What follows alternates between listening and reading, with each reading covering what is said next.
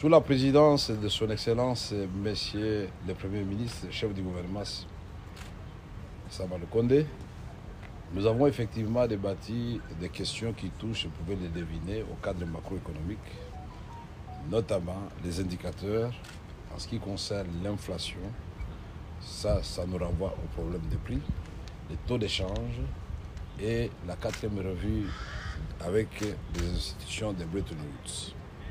En ce qui concerne tous ces indicateurs, ils sont stables depuis le mois de janvier, ce qui nous permet de croire que nous avons une assise sérieuse pour bâtir finalement l'économie que nous voulons productive. Et ça nous renvoie à la deuxième question naturellement que nous avons débattue, si les mesures à prendre par rapport à la rareté de la farine de maïs au Grand Katanga et au Grand Kasaï. Les mesures ont été adoptées au niveau de l'ECOFIN. Elles ont été confirmées au niveau du comité de conjoncture présidé par son Excellence, Monsieur le Premier ministre.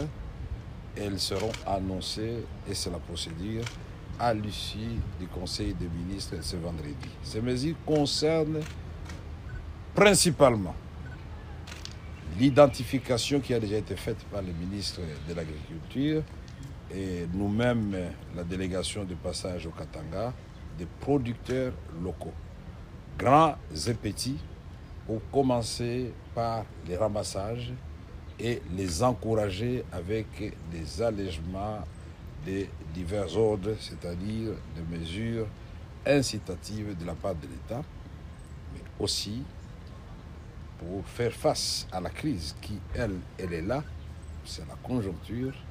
Nous devons, en attendant, importer par le truchement des opérateurs économiques en Afrique du Sud, où nous avons identifié des fournisseurs, et en Zambie. Mais nous n'entendons pas demeurer dans les importations indéfinies. Nous avons la vocation de faire une grande saison A, comme l'a si bien présenté le ministre de l'Agriculture au cours de la réunion d'aujourd'hui. Et nous allons prendre toutes les précautions puisque la préparation du sol au Katanga commence au mois de juin. Dans les Grands Kasaï, ça commence au mois de juillet.